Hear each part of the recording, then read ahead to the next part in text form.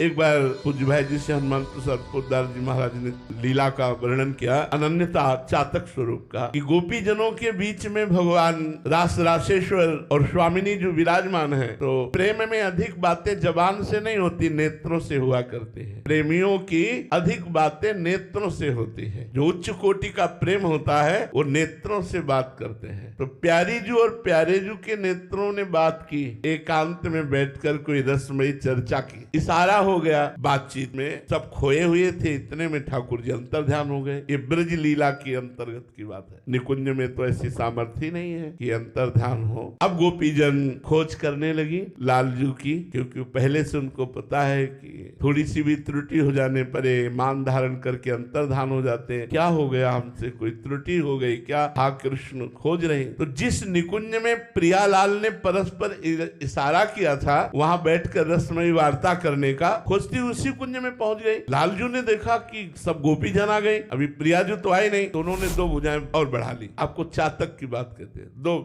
2 भुजाएं बढ़ा ली। वृंदावन के बाद मथुरा में 4 भुजाधारी ही रहे, मथुरा द्वारिका 4 भुजाधारी ही रहे। गोपी जन नजदीक गई, बिल्कुल भाव नहीं बना, प्रणाम किया और कहा, हे चतुर्भुज नारायण, आप हम पर ऐसी कृपा करें, मेरे लाडले श्याम सुंदर शीघ्र ही मेरे नेत्र गोचर हो। वही श्याम सुंदर केवल 2 भुजा बढ़ा ली तो गोपी जनों का प्रेम गुप्त हो गया और कहा, हे नारायण आप कृपा करो और मेरे लाडले श्याम सुंदर मेरे नेत्र गोचर हो, और चली गई। भगवान ने देखा कि कितनी अनन्यता है, केवल 2 भुजा बढ़ा लिया तो इनके अंदर का प्रेम गुप्त हो गया। और जब प्रिया जी उस कुंज में जे ही चरण पधराई तो लालजू ने सोचा 2 भुजा उनको भी दिखाए चतुर्भुज रूप, लेकिन उनकी 2 भुजा अपने आप अंतर्ध्यान हो गई, दुर्ज मुरली मनोहर के रूप में ही विराजमान।